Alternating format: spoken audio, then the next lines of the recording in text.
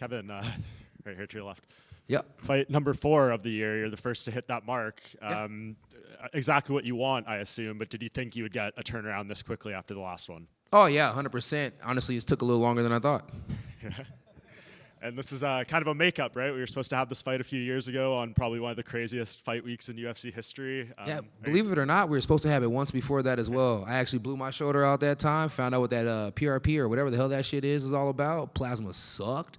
And then the second time we were supposed to run it, got my ass whooped by Chimaev. He kind of got his ass whooped by Jingalang, but the scoreboard said a W, so now we get out here and we said it right. Yeah, do you feel like you guys kind of owed this one to each other to finally do it? 100%. I'm a man of my word. You know, I told Wonderboy we'd stand up no matter what, and we stood up no matter what. And I told this guy no matter where we were in the rankings, we'd fight one day. I'm ahead and see if he can play catch up. Yeah, so the record for fights in a single year is 5. Yeah. We're at 4 now, and we're basically a little over halfway through the year. Yeah. So what is possible? It's 5 wins in a year, right? I believe, yeah, someone did 5, I think 6 fights maybe one time. So. Okay, so I got to do 7 just to go ahead and top the record. We're 4 down.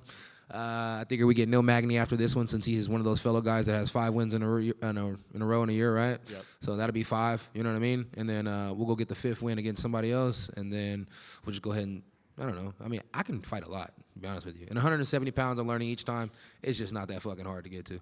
Yeah, I think the other person who did it was Roger Huerta, but I don't think you'll be able to fight him. Who? Roger Huerta. Do you remember him?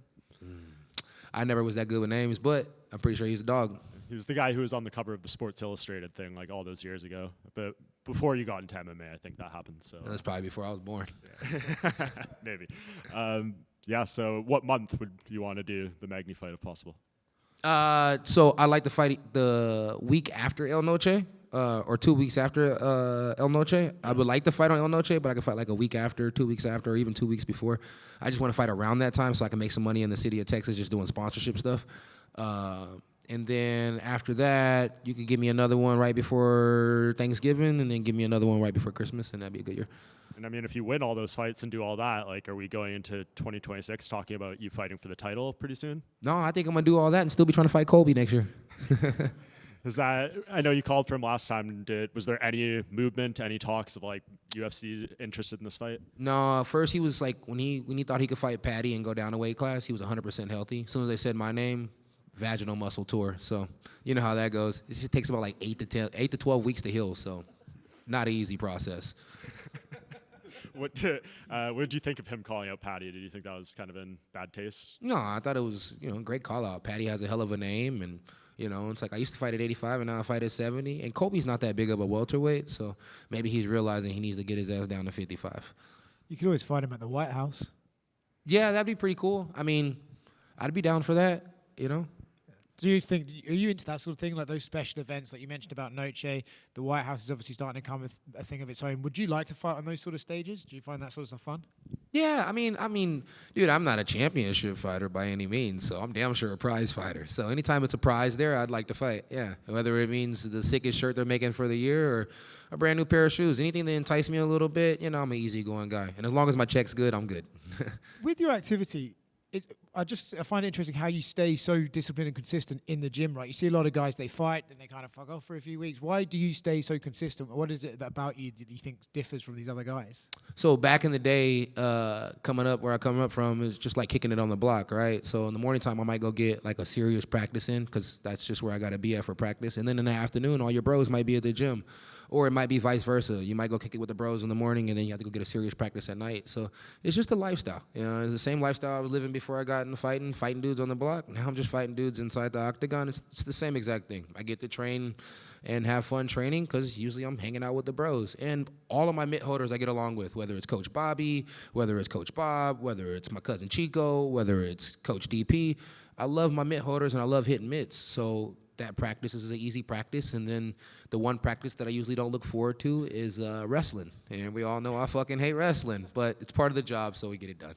And do you do anything special for recovery, or are you just kind of fortunate in that you get out of these fights mostly unhurt? I know you had the injury with the Wonderboy and stuff. But so anytime I'm feeling banged up and bruised up, I will make a trip to Houston ASAP, and I'll go see Dr. Tran. If I'm in camp and I'm able to do camp smart, I got a doctor out there, Dr. Tran. Everybody that lives in Houston that does athletics, they know Dr. Tran is the man.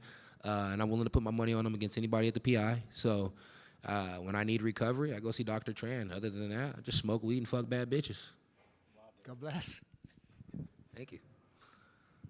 That's it? What's up, Kevin? How you doing, bro? Pretty good, yourself? Doing great, man. Is this your first time in New Orleans? I'd imagine no, right? Yeah, it actually is. Wow. I live in Texas, but I never come down this far. Texas always calls it the boot, but if this is the fucking boot, this is one nice-ass boot. I'm talking about 100% alligator skin with a little oyster on it. Yeah, no, I figured out of anybody that's been in here that you would probably like New Orleans the most. I do. I absolutely love it. I love South. I love the South, period. Yeah. Like, I'm a down South type of guy, even though I'm from Cali. And I plan on absolutely coming back, shooting some gators or shooting whatever else they got out here to shoot. Hopefully we find some hogs. And you know the crowd gonna love it when you come out to Young Boy, which I mean, You already know. You okay, already know. I was just You I was already hoping know. so, man. You already know. Aside from being a UFC fighter, which you're great at, you have a part-time job, which I've noticed it's like being Batman. You know what I'm saying? Yeah. You saved somebody from a shooting, a carjacking, and you even saved somebody from a tractor trailer being flipped over. They were stuck in that. Yeah. How do you multitask all this stuff to where you're like, you know what, man, I'm just gonna go save somebody's life right now? You know what? Young Boy got that song, They Scared to Go Outside. I'm just never scared to go outside. I'm just always out there, man. So it's like, I'm going down the road, I see something, most people just keep going, I stop. You know what I mean? It's like, I remember we were going to a hunt out in New Mexico. I had my uncle with me, and I had my boy with me. And it's funny, growing up, I always wanted to be Batman. And my uncle always said, if I'm Batman, he gonna be Robin. You know what I'm saying? And we're driving down the street, you know, blunt fired up, having a good old time. Kids don't smoke and drive. And I seen a car flip over. We pull over, get out the car. The 18-wheeler that kind of was in the way that made the car flip, they pulled over. Everybody got out the car. It was good people. You see one person pull over, another person pulls over. We got out. We crowbarred the door open, got the kids out, blood everywhere all over the car. This is over a year ago. I just don't tell you guys about it. So, yeah, Batman, Robin, and that day we had Green Arrow with us. So it was a good fucking day. But shit happens all the time. Last question. How are the cows doing? Cows are doing good. We got some babies out there. I actually need to get out there more often with all these fights you guys are giving me. It's kind of hard to get out there. But, hey, you guys are going to be watching this video. And if anybody lives in Tacoma, Texas, want to make an extra $200 a month, I don't pay a lot. I got a Jewish manager for a long time, so I am a little bit cheap. You can go ahead and get out there and check on my cows. I give you $200 a month. It's not a lot, but if you love the farm life, you'll love it. Thank you, bro. You the man. No problem. Hey, Kev, in Embedded, Coach Perkins had said that this camp, he had seen you do some of the best work in any camp, but also he said that this is the best year he's seen you in terms of work. Do you feel the same, and what maybe has been some of those key factors that have maybe helped you hit a new stride? Yeah, I mean, I'm doing this run at welterweight, trying to get the most fights I can in a year, most wins I can in a year at welterweight. It was crazy. When I did it at 85, you would think since I had no weight cut whatsoever that it would have been an easy year. But for some reason that year, I had knee braces on my knee when I fought the dentist dude. And then, a couple of the other fights, I was banged up. And I was supposed to fight D-Rod that year, and my shoulder ended up going out. It's like I had a lot of bangs and bruises in 2020, and then I'm doing the same thing out here in 2025, and we got to know I'm 5 years older, and I feel way better. So I guess black really don't crack, and I don't plan on wrinkling, so I'll be all right. On your Instagram recently, I feel like you've been putting in a lot of effort in terms of like meet and greets. You want to travel, you want to do a lot of stuff like that. Obviously, the fans love watching you talk on your Instagram.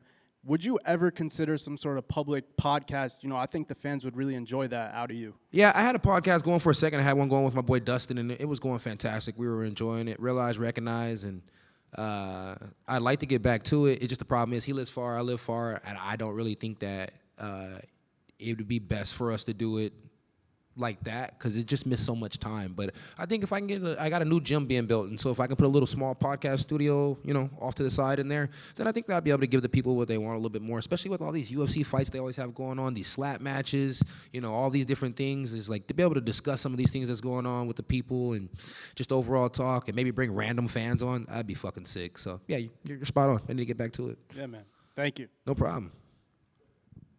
Kevin, Devin Johnson, I just wanted to ask, what led to your transition from maybe street fighting into focusing on becoming a professional fighter? I got kicked out of high school, and then I went to this continuation school, and there was this dude named Mark Seafood Kennedy. And when I went in there, I said, all these guys are doing this fake fight. And I remember he hit me with a punch called a thrust punch.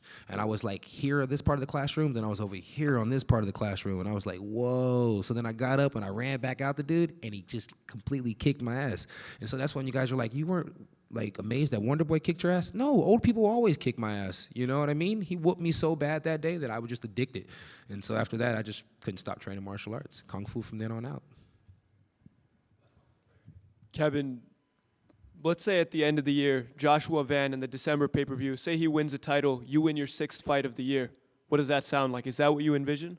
Yeah, honestly, that'd be the way for me to set the record. That'd be the way for me to break the record. I mean, if you know, you know. I train in Houston nonstop. I train at Main Street in the morning, and I train at 4 ounce at night. So it's for me to see, you know, Josh Van get that title shot at the end of the year. You know, it would be a really, really sick card if you put Derek Lewis versus Tom Aspinall on that card, and then Josh Van versus Pantoja on that card, and then me versus whoever the fuck sucks in the welterweight division on that card. That way I can guarantee a win. That'd be a fantastic night and a hell of a way to end the year. So, yeah, if you guys need a way to make December 3rd, Mick and Sean, I'll put a few fights out there. There it is.